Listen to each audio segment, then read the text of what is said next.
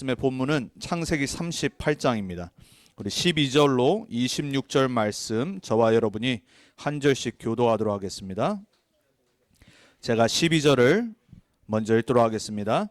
얼마 후에 유다의 아내 수아의 딸이 죽은지라 유다가 위로를 받은 후에 그의 친구 아둘람 사람 히라와 함께 딥나로 올라가서 자기의 양털 깎는 자에게 이르렀더니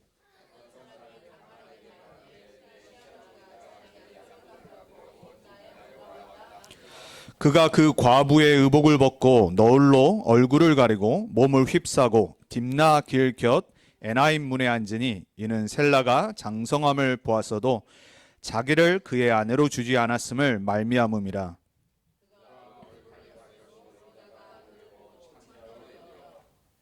길 곁으로 그에게 나아가 이르되 청하건대 나로 내게 들어가게 하라 하니 그의 며느리인 줄을 알지 못하였음이라. 그가 이르되 당신이 무엇을 주고 내게 들어오려느냐.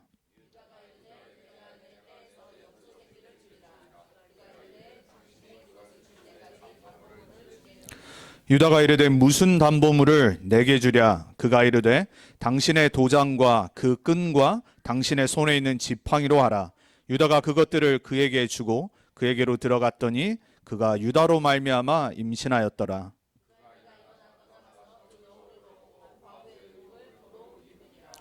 유다가 그 친구 아둘람 사람의 손에 부탁하여 염소 새끼를 보내고 그 여인의 손에서 담보물을 찾으려 하였으나 그가 그 여인을 찾지 못한지라.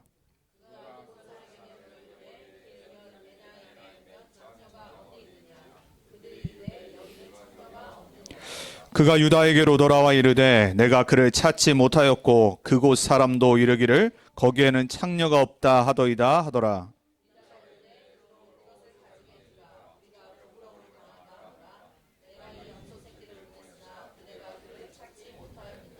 석 달쯤 후에 어떤 사람이 유다에게 일러 말하되 내 며느리 다말이 행음하였고 그 행음함으로 말미암아 임신하였느니라.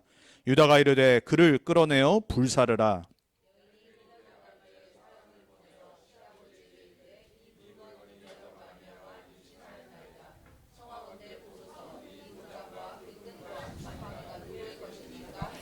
유다가 그것들을 알아보고 이르되 그는 나보다 옳도다. 내가 그를 내 아들 셀라에게 주지 아니하였음이로다 하고 다시는 그를 가까이 하지 아니하였더라. 아멘. 이번 주 말씀의 제목은 우리의 수준이 아닌 복음의 수준 속으로입니다. 여러분 이번 한 주간 그리고 남은 평생 우리의 창세기 3장에 그리고 6장 11장의 옛 각인 뿌리 체질에서 나오는 수준이 다 벗어지고 하나님의 수준 속으로, 하나님 나라의 수준 속으로 들어가는 복음의 수준 속으로 들어가는 축복이 여러분에게 새롭게 시작되길 바랍니다. 오늘 본문의 말씀은 사실 왜 하나님이 이걸 성경에 이런 얘기까지 기록하셨을까 할 정도의 이상한 스토리입니다.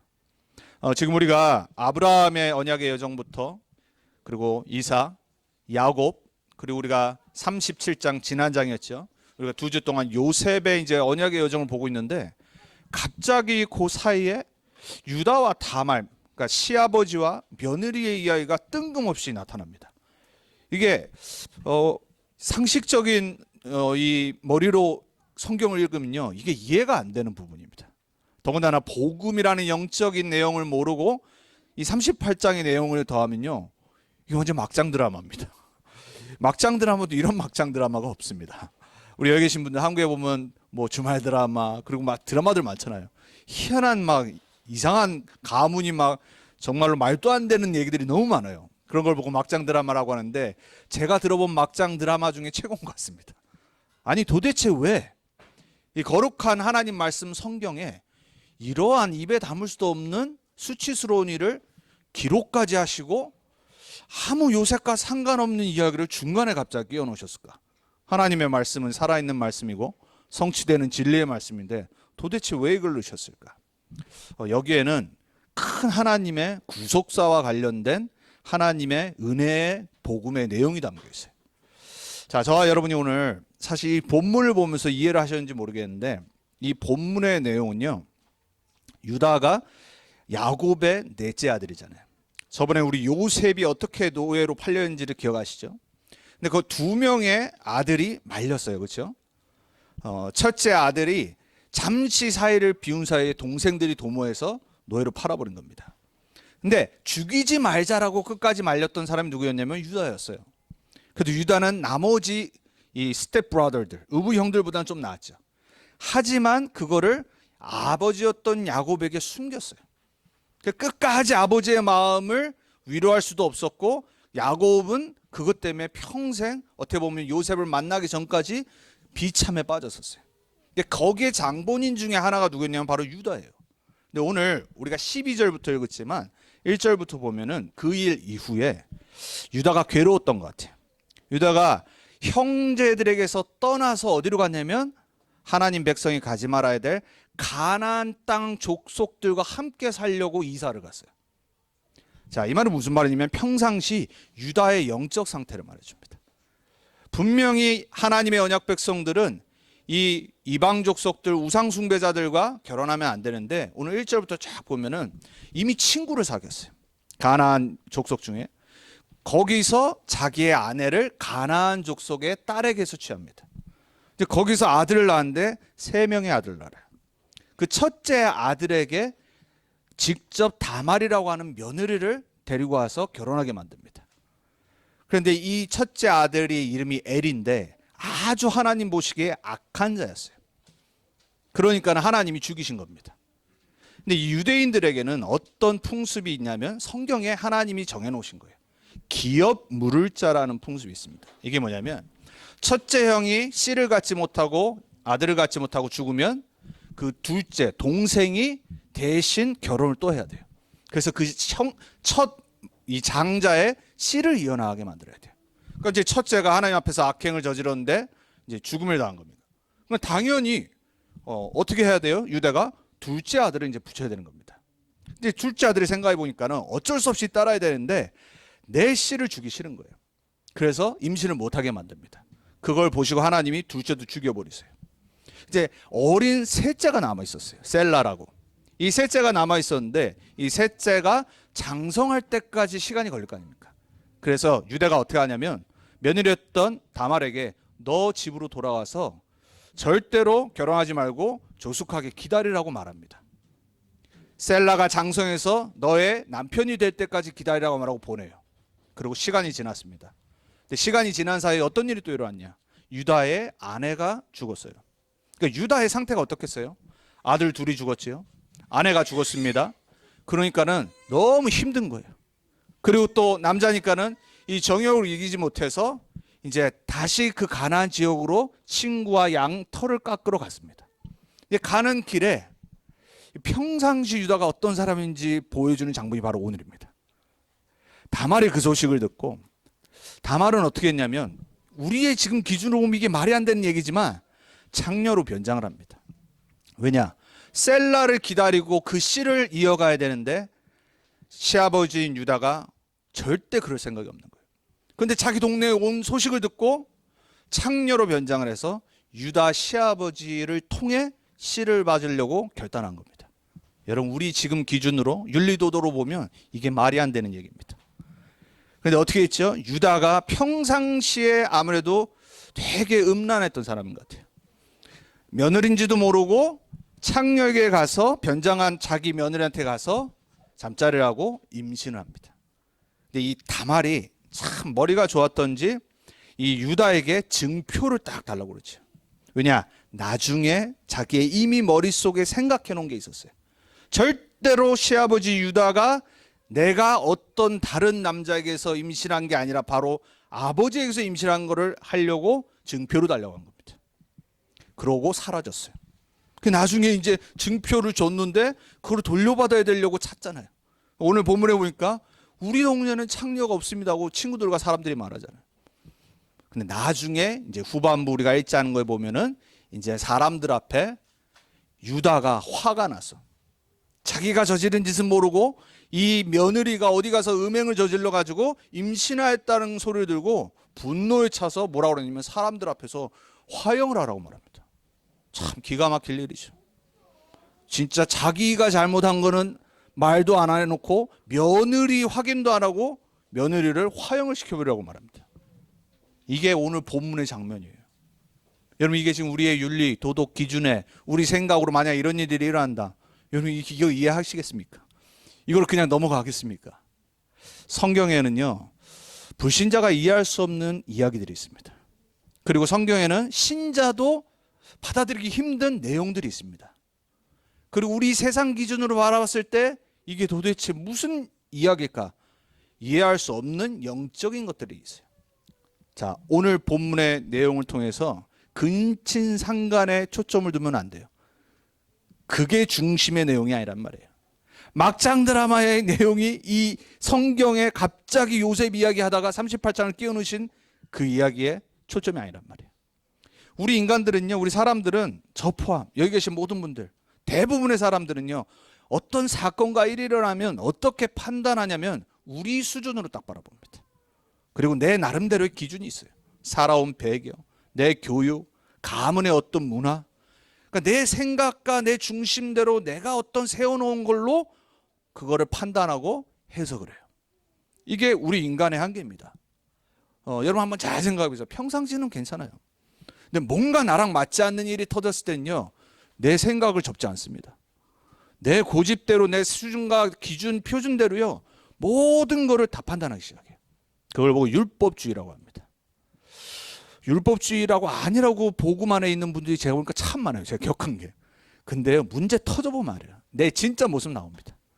막 어떤 사건 터지거나 누가 나를 욕하거나 교회에서 뭐 어떤 일이 터지거나 그리고 막 내가 막 상상할 수 없는 일들이 일어나면요, 바로 율법으로 들어갑니다. 여러분 제가 가장 많이 메시지 때 강조하는 게 뭐죠? 복음화. 오늘도 결론은 딴 거 아닙니다. 복음화입니다. 복음화. 우리가 하나님의 수준, 복음의 수준으로, 말씀의 수준으로 들어가지 않으면 우리는 순간순간 내 수준과 기준과 표준의 율법주의로 사람을 판단합니다. 마치 나는 오늘 유다처럼 아무 잘못 없는 것처럼. 그죠? 자기가 일은 다 저질러 놓고 자기 며느리에게 모든 걸 전가시킵니다. 이게 우리 인간의 본성이에요. 하나님 떠난 체질, 내가 중심된 체질, 그리고 나의 것은 숨기며 다른 사람의 잘못은 드러내는 수준. 여러분 오늘 우리가 말씀을 통해서 복음화의 축복이 다른 것이 아니라 하나님의 수준으로 내가 계속 깊이 들어가는 응답이 나에게 임해야 돼요.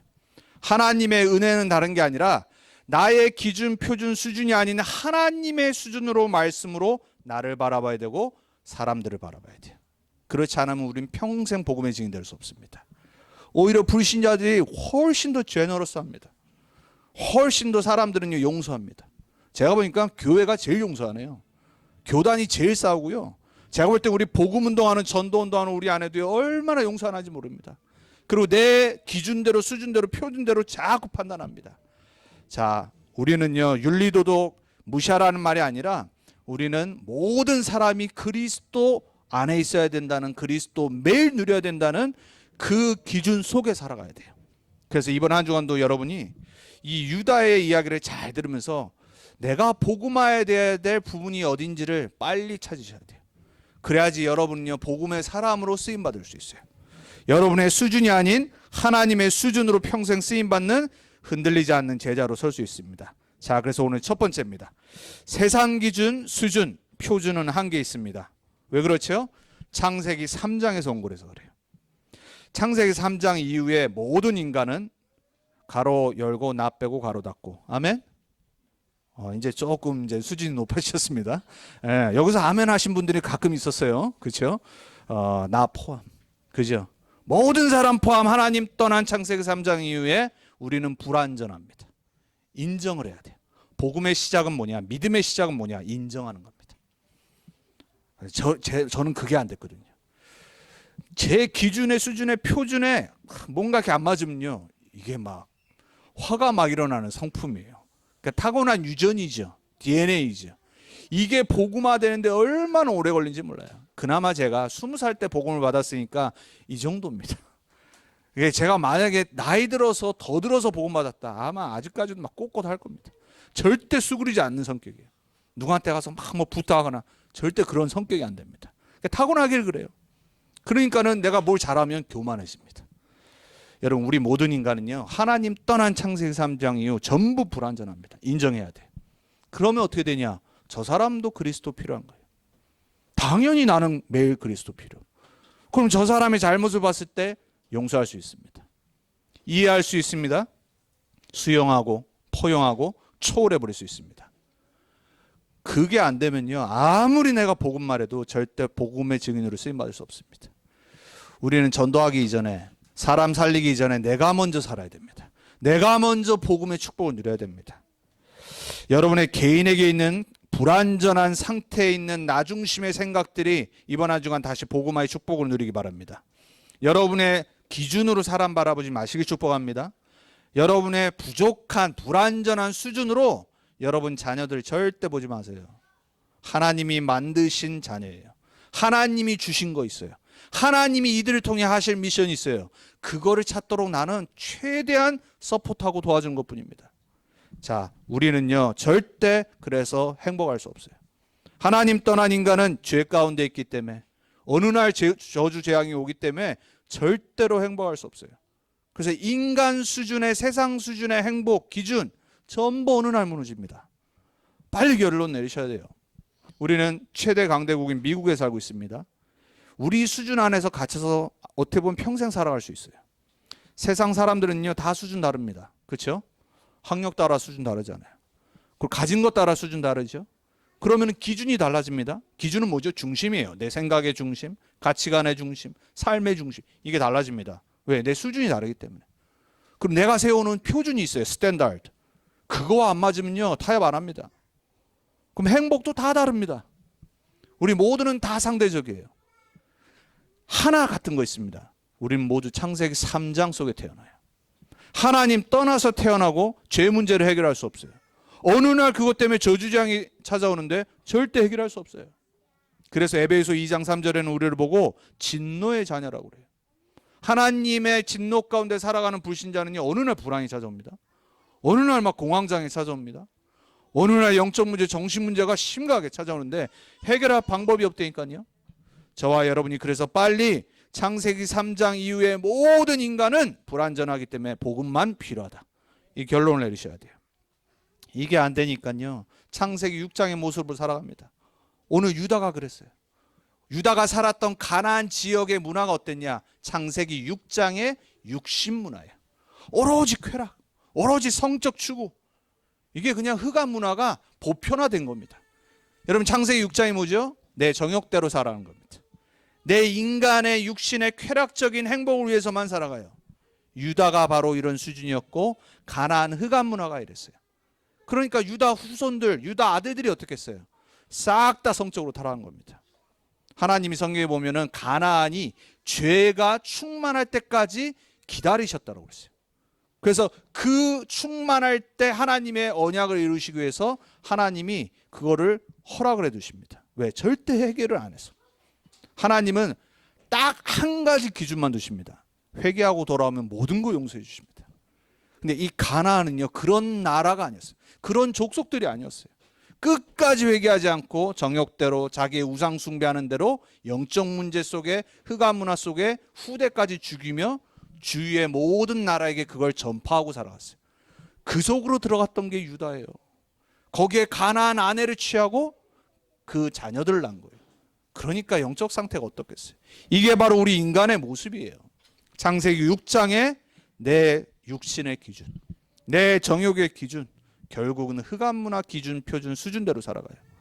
자, 우리가 돈 버는 이유는 뭐죠? 성공이잖아요, 성공. 결국 이 땅에서 잘 먹고 잘 살려고 돈 버는 거 아닙니까? 이게 하나님 떠난 사람들의 그냥 기준이에요. 이걸 보고 뭐라고 그러냐? 거짓 성공. 그들은 그렇게 살아가면 돼요. 저와 여러분은 구원받은 하나님 자녀입니다. 근데 우리가 그렇게 살아가면 어떻게 될까요? 누가 복음을 전하죠, 그럼? 누가 복음이 없는, 진리가 없는 창세기 3장 6장의 모습으로 살아가는 사람들을 살릴 수 있냔 말이에요. 그렇기 때문에 한계가 어느 날 오는데 그때 되면 늦는단 말이에요. 창세기 11장에 거짓 성공을 위해서 달려간 사람들이 어느 날 바벨탑 무너지듯이 무너지는 날이 오는데 이거 어떻게 해결합니까? 이 기준, 표준, 수준대로 살아가는 가나안 땅에서 유다가 그곳에 갔는데 복음의 빛을 발해야 될 사람이었어요. 그게 안 되니까 문제가 오는 겁니다. 야곱의 수준이 영적 상태가 무너져 버리니까 12자녀들에게 계속해서 끊임없는 문제가 일어나 시기, 질투, 살인이 일어나서 요셉까지 노예로 간 거였어요. 자, 저와 여러분이 이 땅 그렇게 오래 안 삽니다. 우리는요, 지금 이 시대의 애굽, 로마, 이 시대의 바벨론인 강대국 미국에 오게 하신 하나님의 언약을 이번 주도 다시 붙잡아야 돼요. 우리는 거짓 성공을 위해 살아가는 것이 아니라 참된 성공의 증인을 쓰기 위해서 살아가는 거다.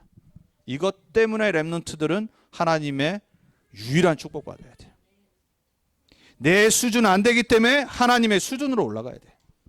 하나님은 하나님의 수준을 붙잡는 자를 통해서 역사하시게 돼 있어요. 복음 엘리트는 다른 게 아니에요. 공부 잘하는 렘넌트가 복음 엘리트 되는 게 아니에요. 정말로 이 세상을 하나님의 눈으로 바라보는 렘넌트를 통해 하나님은 복음 엘리트의 자리에 딱 세우신 거예요. 그게 요셉이었어요. 그게 다윗이었고, 유다는 이제 거기에 가고 있고 헤맸던 사람 중에 하나였어요. 자, 여러분, 오늘 우리가 우리 중심의 많은 기준, 수준, 표준 빨리 탈퇴해야 됩니다. 빨리 벗어나야 돼요. 복음화 다른 게 아니고 신앙생활은 다른 거 아니에요. 내 수준에 머무르는 순간 갇혀버립니다. 거기에 이제 사단의 통로가 딱 들어오셔야 합니다. 우리 인간은요, 창세기 3장에서 완전 타락한 존재. 어저께 핵심에도 목사님 말씀하셨죠. 튤립이라는 걸 말씀하시면서 제가 여러분에게 신학적인 용어를 말씀 안 드리겠습니다. 한 가지만 딱 기억하시면 돼요. 인간은 전적 부패 속에 살아간다. 그래서 다른 걸로 절대 해결 안 된다. 그래서 하나님은 그리스도를 보내주셨다. 이게 오늘 창세기 38장에 드러나지 않는 숨겨져 있는 복음의 비밀이에요. 자, 두 번째 우리가 봐야 될 게 뭐냐. 인간이 이해할 수 없는 사실을 보는 우리의 영안이 열려야 돼요. 세상 보는 올바른 기준과 수준과 표준이 나에게 딱 자리 잡아야 돼요. 그래야지 오직 복음으로 사람을 바라보고 현장 살리는 증인으로 설 수 있어요. 이번 주도 혹시라도 그렇게 안 보셨다면 이번 주 말씀 생각하세요. 모든 사람 볼 때 하나님 떠난 상태다. 하나님 떠나 있는 내가 중심된 주인된 상태로 인간은 살아간다. 당연한 거예요. 그래서 그런 사람 보면 실망하면 안 돼요. 그런 사람 보면서 짜증내면 안 돼요. 그런 사람이 나한테 막 욕을 하거나 해를 입힐 때 그것 때문에 막 흔들리면 안 됩니다. 모든 인간은 하나님 떠나 있는 내가 주인된 상태에서 살아가요. 이거를 불신자가 알겠습니까? 불신자 다 자기 기준으로 사람 바라봅니다. 인간관계 합니다. 여러분도 그렇잖아요. 인정해야죠. 왜? 다 살아온 배경이 다른데. 아니, 학력이 다르고 수준이 다른데 말은 안 하지만 미국 사람들처럼. 미국 사람들은 예의 있잖아요. 말 안 해요. 미국 사람들은요, 자기에게 피해가 오기 때문에 어떠냐면요, 나쁜 소리, 싫은 소리 안 합니다. 절대 안 합니다. 불만 불평할 때도요, 미국 사람들은요, 절대 대놓고 안 합니다. 뒤로 가서 따로 뭐 이메일을 하든지 따로 뭐 텍스트라든지 공식적인 방법으로 해서 법적으로 자기의 그 불만 불평 컴플레인이 이루어지도록 만듭니다. 근데 사람 면전에 두고 안 합니다. 왜? 그게 나한테 피해가 오거든요. 저 사람이 화낼 수도 있고 나를 폭행할 수도 있고 감정 상할 수 있으니까 안 합니다. 그렇다고 뭐 그 사람들이 우리보다 낫습니까? 겉으로는 알 수 있죠. 잠시적으로는 막 이게 막 예의 있고 막 선진국 사람들 같죠. 안 그렇습니다. 얼마나 가십이 많은지 모릅니다. 미국 사람들 얼마나 뒤에서 사람들 욕하는지 모릅니다. 다 똑같은 사람입니다. 다 똑같은 사람이기 때문에 그들도 복음 필요하고 우리는 더더욱 복음 필요하고 우린 또 이민자로 살아가는 서러움과 많은 것들이 있잖아요. 자, 우리는 미국 현장에서 사람들을 볼 때 불신자가 바라보지 않은 영적인 눈으로 바라봐야 돼요. 모든 인간은 죄와 저주, 재앙의 상태에서 어느 날 망할 수밖에 없다. 어느 날입니다. 어느 날. 이제 어느 날 문제가 오는데 그 어느 날이 안 보인다니까요. 어느 날이 왔을 때는 늦는다니까요. 더군다나 믿지 않고 모르는 사단이란 존재에 노예된 상태인 걸 몰라요. 무지한 상태. 아니, 어떻게 바이든 대통령이 알겠어요? 사단의 존재를. 알겠습니까? 모른다니까요. 아니, 미국에 있는 수많은 유명한 국회의원들이, 부자들이 사단의 존재를 알겠습니까? 모른다니까요. 분명히 성경 기록하고 있어요. 우리 인간을 하나님 떠나 죄와 저주와 재앙으로 몰고 가는 존재에 있다. 여러분은 알잖아요. 근데 진짜 그 눈으로 여러분 사람들과 현장 바라봅니까? 가정 바라봅니까? 여러분 정말로 사람과 가정과 내 현장과 나를 바라볼 때 이 사단이 어떻게 나를 무너뜨리고 가정을 무너뜨리고 달라스를 무너뜨리고 현장과 우리 후대들을 무너뜨리는지를 볼 수 있어야 돼요. 얼마 전에 할로윈이었어요. 한국에는 참사도 일어났죠. 제가 그래서 말씀드렸잖아요. 이게 무슨 할로윈 행사의 문제입니까? 사람들은 법적으로 봐야 돼요. 누가 잘못이고 다 따져야 돼요. 우리는 어떻게 해야 됩니까? 제가 볼 땐 너무나도 똑같은 것 같아요. 한국에 이태원 참사 일어나고 미국에서도 막 할로윈 때 총기 사건 많이 일어났거든요. 똑같은 수준으로 바라봐요. 일반 교회는 그렇다 쳐요. 복음가는 우리까지 그러면 되겠습니까? 그들이 못 보는 영적인 사실을 갖고 후대를 죽이는 흑암 문화를 볼 수 있어야 돼요. 자, 더 중요한 거 사람 볼 때 여러분 영적 문제를 모르면요 사람 이해 못합니다. 영적 문제에서 오는 오래된 각인뿌리 체질 그거 받아들이지 않으면요 절대 사람 용서 안 됩니다. 다 다른데요. 부부도 다르고 자녀도 다 성격 다 다르잖아요. 맞는 사람이 어디 있어 나라. 그렇죠? 맞는 사람과만 하면은 그냥 조금씩 모여가지고 살면 돼요. 아무랑도 안 사귀면 돼요. 근데 우리는 세상에 사는데요. 수많은 영적 문제에서 갖고 있는 각인뿌리 체질의 사람들과 같이 사는데요. 우리가 전도자라며요. 복음 전하는 증인이라며요. 그럼 우리가 어떻게 바라봐야 됩니까? 저 사람에게 진짜 문제는 저 사람이 나쁜 게 아니라 물론 나쁠 수도 있어요. 저 사람이 저 상태로 끌고 가는 존재가 있다니까요. 그리고 가문 가정에 내려왔던 영적 문제 있다니까요. 저는 이걸 받아들일 때부터 제 와이프가 이해됐습니다. 그리고 제 자녀들도 이해돼요. 내 자녀지만은 이해된다니까요. 근데 그게 아니군요. 이해 안 됩니다. 그냥 잠시 사랑하고 가는 거죠.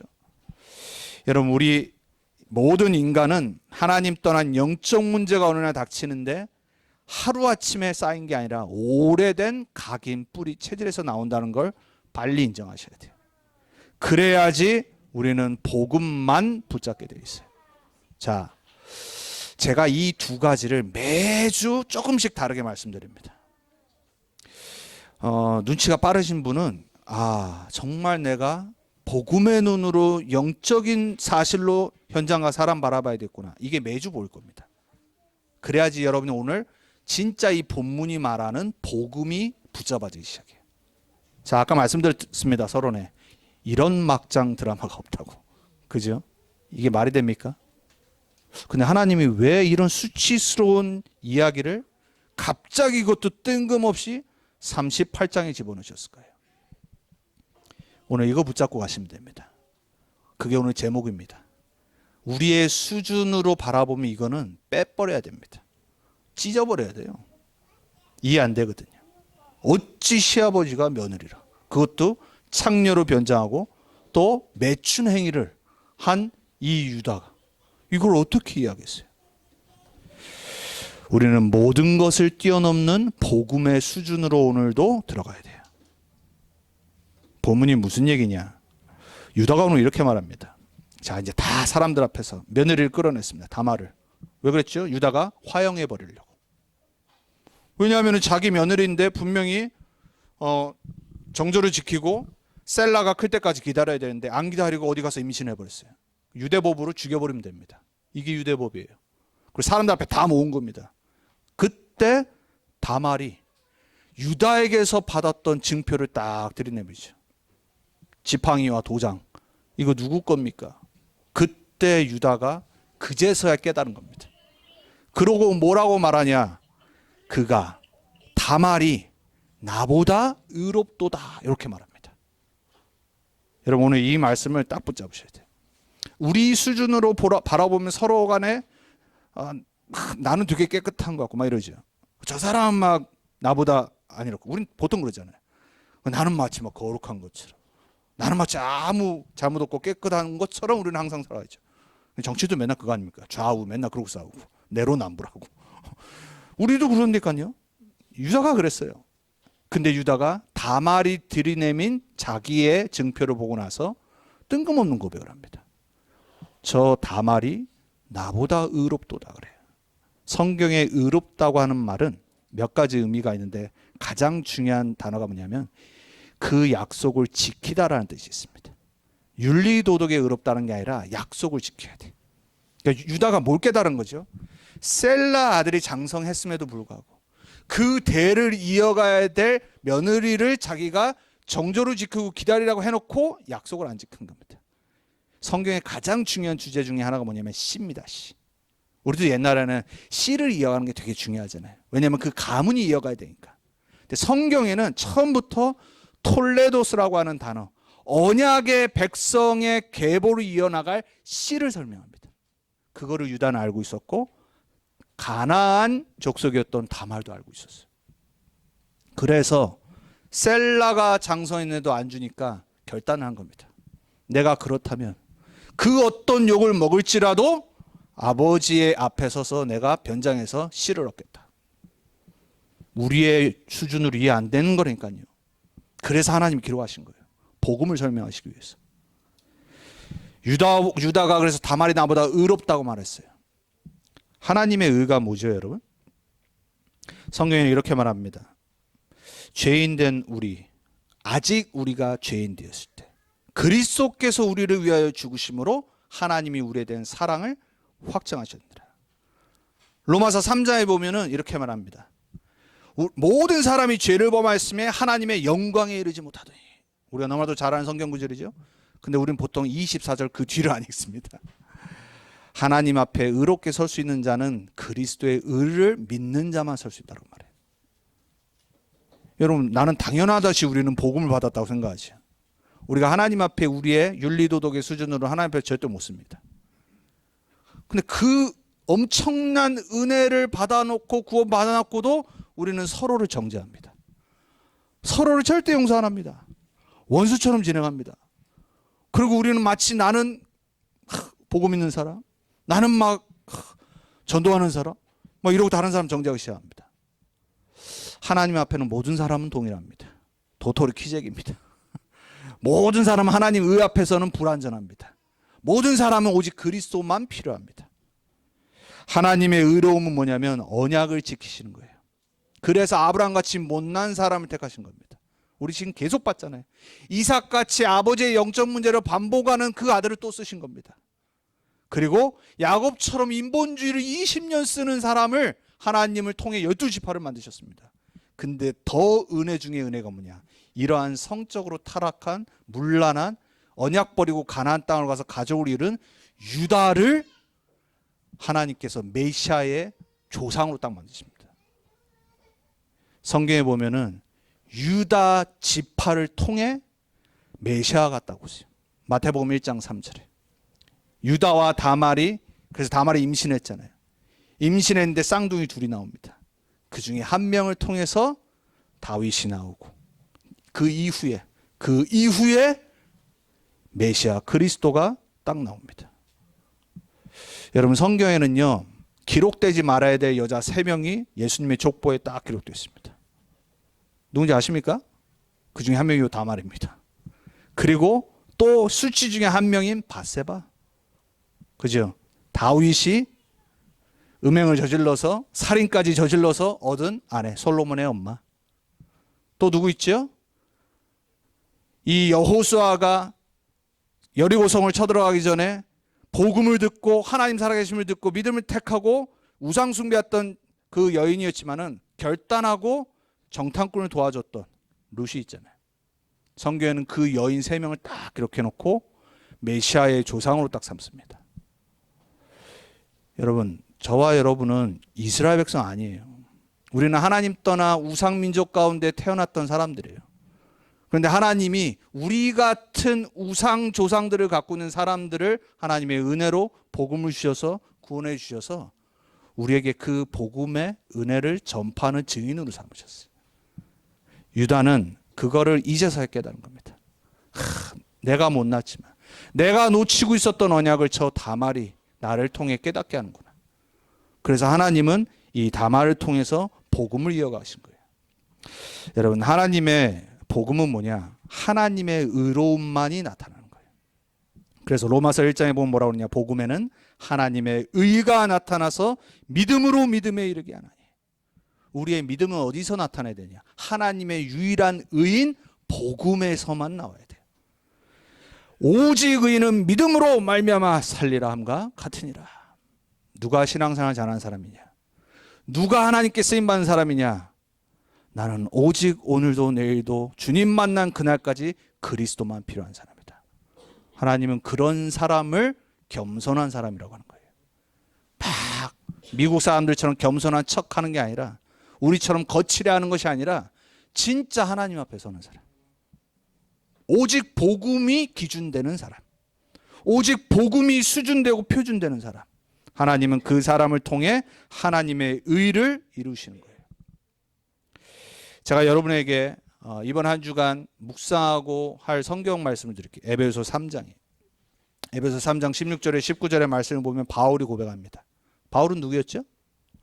바울은 예수 믿는 사람들을 죽이려고 했던 사람 아닙니까? 그 바울이 복음을 깨닫고 자기를 고백을 하는데 뭐라고 고백하지요? 나는 괴수 중에 계시다. 그 똑똑한 사람이. 그러면서 에베소 3장에 뭐라고 말하냐? 복음의 깊이와 넓이와 길이와 높이를 너희가 알기를 원하노라. 기도합니다. 감옥에서. 저는 여러분에게 딱 한 가지 평생 말씀드리고 싶은 게 있어요. 우리는 모두 복음의 깊이, 넓이, 높이, 길이 속으로만 들어가야 돼요. 그게 복음화입니다. 그렇지 않으면 우리의 수준, 우리의 기준, 우리의 표준대로 맨날 싸우고 정죄하고 판단하고 합니다. 우리 지난주 북미주 산업인 3강 마지막 결론 때 목사님 말씀하신 걸 제가 결론을 뒀죠. 그 첫 번째가 뭐였어요? 빨리 판단하지 마라. 그게 바로 우리의 문제입니다. 복음화 안 되는 이유, 내 기준, 표준, 수준. 만약에 유다가 자기 기준대로, 사람들이 자기 수준대로, 표준대로 이 일을 해석하고 이 일을 막 뭔가 했다. 어떻게 됐겠어요? 자, 저와 여러분이 그래서 이번 한 주가 정말 우리 걸 내려놓고 하나님의 수준 속으로 들어가는 은혜가 임해야 돼요. 그래서 첫 번째입니다. 하나님의 은혜의 복음 속으로 들어가시길 여러분 혼자 있을 때 조용히 정말 집중하며 기도하시기 바랍니다. 누가 나를 막 열받게 한다. 말씀 딱 생각하세요. 나는 하나님의 은혜가 필요하다. 저 사람도 하나님의 은혜만 필요하다. 우리는 하나님의 은혜 속으로 들어가야 돼요. 우리 수준 다 비슷합니다. 그래서 우리는 하나님 앞에서 자랑하면 안 돼요. 바울이 고린도전서 1장에 보면은 너희 중에 지혜자가 어딨냐? 아니 너희 중에 잘난 사람이 어딨냐? 이렇게 막 말하시고 헬라인 욕해놓고 유대인들 욕해놓고 근데 너희는 복음을 받았지 않냐? 너희같이 아무 육신에 자랑할 거 없는 사람들을 약한 자를 건져서 하나님은 강한 자를 무기력시키지 않으셨냐? 너희같이 문벌이 약하고 돈이 없고 가난한 자들을 통해서 하나님의 지혜를 나타내지 않으셨냐? 그러면서 말합니다. 하나님 앞에서 자랑할 자가 없느니라. 우리는 하나님의 은혜의 복음 속으로 매일 들어가야 돼요. 자랑하는 분 없게 축복합니다. 우리의 자랑은 오직 그리스도만 자랑해야 돼요. 자, 두 번째. 그렇지만 우리는 좀 욕심낼 건 있어요. 오늘 말씀드렸죠. 다말이 가나안 여인이었어요.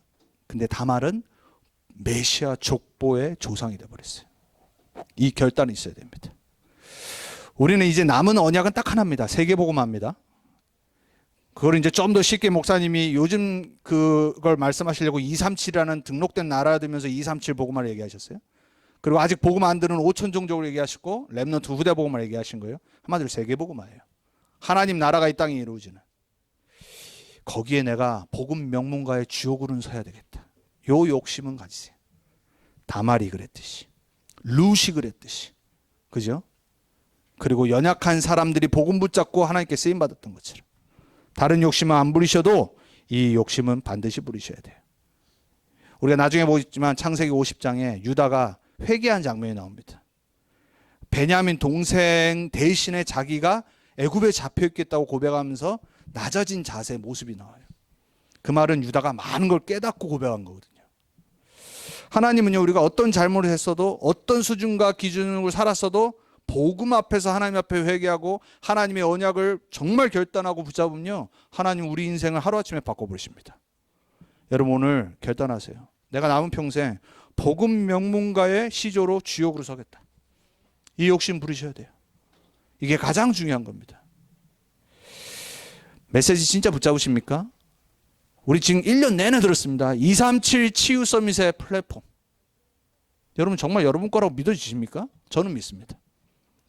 비록 지금 제가 작은 교회를 섬기고 있고 또 우리가 뭐 내놓고 있습니까? 우리가 뭐 능력 있습니까? 제가 뭐 수준 됩니까? 근데 저는 말씀 들으면 믿습니다. 나는 237 치유 서밋의 플랫폼이다. 하나님은 그 믿음을 의로 여기실 겁니다. 여러분 237 치유 서밋에 정말로 파수망대 와치타워 맞습니까? 우리 랩넌트들에만 주신 거 아니라니까요. 먼저 여러분이 진짜 붙잡으셔야 돼요. 그리고 여러분이 그걸 다 전파할 안테나 맞습니까? 여러분이 안 하면요, 하나님은 돌들을 세워가지고 쓰신다니까요. 하나님 말씀을 믿음으로 붙잡는 사람을 의인이라고 하는 겁니다. 어저께 잠시 한국에서 오랫동안 알았던 임마누엘 교회 사모님이 이제 여러 가지 사업 때문에 이제 와서 잠시 이제 뵀어요. 이 부산 영도 출신들이거든요. 속으로는 말은 안 했지만 참 출세했다. 영도 출신이 한국에서도 부산에서도 알아주지 않는 영도 출신이 복음 때문에 세계 복음 한다고 미국까지 오고 돌아다니고 말은 안 했어요. 근데 얼마나 감사하든지. 남편 목사님을 먼저 6년 전에 하늘나라로 보냈거든요. 그 많은 걸 겪고 어렵고 저희는 그걸 다 받고 저희 와이프랑도 친하고. 근데 지금 언약 딱 붙잡고 결단하고 아무 수준 안 되는 그분이 정말 하나님 앞에서 성전 건축을 놓고 하나님 앞에서 이제 결단하고 이제 사업을 이제 뛰어든 겁니다. 제가 그 신앙 고백을 들으면서 이런 사람이 아니었는데 하나님 하루아침에 딱 박아놓으셨어요. 그 자녀들에게 그 언약들을 전달하고 또 그 언약 팀들을 이뤄서 미국을 돌아다니면서 사업을 하면서 선교사님들을 돕고 미국 현장에 진짜 하나님이 원하시는 이 복음의 사람들을 찾고 세우는 일에 자기가 그거를 통해서 내가 돈을 벌 수 있도록 하나님께 정말 결단하고 사업을 뛰어든 거예요. 그 여러분 생각해서 연약한 사모님이 남편 먼저 보내버리고 젊어요. 저랑도 친했던 목사였는데 유 목사님 아들하고 가장 절친이었던 임마누엘 교회가 시작되었던 그 권사님 집, 그 권사님의 아들인데 그 목사님이 많은 걸 겪었거든요. 단 하나 딱 언약 붙잡고 이분이 믿음을 결단하고 하는데 사람이 바뀌어버렸어요. 제가 얼마나 감사하든지. 그래서 제가 딱 또 느꼈어요. 말은 안 해주고 어떻게 공항 보내주면 혼자 느낀 게 있어요. 하나님은 다른 사람을 쓰시는 게 아니다. 진짜 하나님 말씀을 믿고 언약 붙잡고 결단하는 사람을 통해 쓰시는 거다. 저와 여러분이 이번 주 진짜 묵상해야 될 거. 말씀은 매주 들어요. 말씀 홍수 속에 삽니다. 나의 언약으로 딱 붙잡으셔야 돼요. 그래서 우리는 나의 수준 내려놓고 하나님의 수준인 복음, 말씀, 언약, 세계복음화의 말씀 속으로 딱 들어가야 돼요. 이번 한 주간 여러분의 생각이 바뀌고 여러분의 믿음이 회복되고 여러분의 믿음의 고백과 결단이 하나님께 드려지길 주님의 이름으로 축복합니다. 기도하겠습니다. 하나님 감사합니다. 많고 많은 사람들 중에 우리를 부르셔서 문벌없고 연약하고 실수 많고 불신앙에 빠지고 때로는 언약 놓치고 예배 놓치고 때로는 하나님 중심 아닌 나 중심대로 살아가는 우리들을 부르셔서 우리의 수준 기준 표준 상관없이 그리스도를 알게 하시고 하나님의 그 크신 은혜와 사랑으로 하나님의 자녀 삼으셔서 그것도 너무 감사한데 평생 찬양하고 감사해도 할 말이 없는데 우리를 세계복음화의 주역으로 237 치유 서밋의 주역으로 불러주신 하나님 감사를 드립니다. 이제 우리가 말씀 받고 끝나지 않고 말씀을 정말 나의 언약으로 붙잡고 기도하며 결단하는 그러한 믿음의 선진들로 쓰임받게 해주옵소서. 복음 명문가의 주역들로 결단하는 또 한 주간 되게 해주옵소서. 하나님의 수준 속으로 들어가는 한 주간 되게 해주옵소서. 감사드리고 살아계신 우리 주 예수 그리스도의 이름으로 기도합니다. 아멘.